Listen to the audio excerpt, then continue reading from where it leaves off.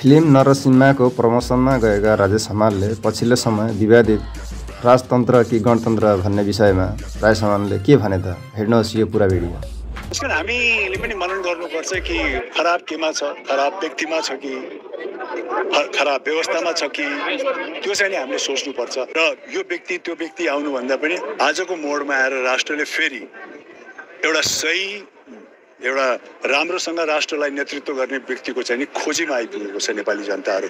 अहिले हामी असाध्यै जिम्मेवारीपूर्वक सोच्नुपर्छ कि हामीले गरेको छनौट सही छ कि छैन। कालान्तरमा गएर यो दिगो रूपमा यो राष्ट्रको लागि लाभदायक हुन्छ कि हुँदैन।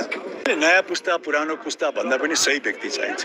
हामीले हरेक राष्ट्रमा हेऱ्यौँ, नयाँ पुस्ता आउँदाखेरि पनि सहज रूपमा गइरहेको हुन्छ। त्यो नयाँ पुस्ताको कार्यकाल सकिने बित्तिकै अर्को पुस्ता फेरि अलि वृद्ध पनि आइरहेको छ। उहाँहरूलाई नै हामीले चाहिँ यो ठाउँमा ल्याउने भनेर निर्णय विगतमा हामीले नै गरेको या हाम्रो भन्दा अघिल्लो पुस्ताले गरेको, तर आज आएर हामी पछुताइरहेछौँ।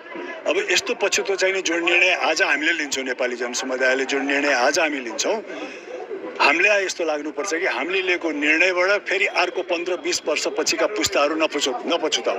कता न कता कुनै न कुनै समय सही मान्छे आउनु जरुरी छ। यो देशले बारम्बार गलत मान्छे पाएको छ, सही मान्छे आउनु जरुरी छ। यसको विकल्प व्यवस्था नै हो त। सही मान्छेको जरुरी हो व्यवस्था। यो गणतन्त्रमै सही मान्छे आउनुपर्छ कि व्यवस्था नै परिवर्तन गर्नुपर्छ? तपाईँ जतिको मान्छेले के सम्पूर्ण जनताले के सोच्नुपर्छ भने हाम्रो सवारी साधनमा खराबी हो कि चालकमा खराबी, सवारी साधनै खराब हो कि भनेर पनि हामीले सोच्न सक्छौँ। भनेको हामीले मनन गर्नु पर्यो। विकल्प व्यवस्थापनमै हो कि खराबी हाम्रो सवारी साधनमा हो कि खराबी हाम्रो चालकमा? जोस हुनु पर्यो, जोस।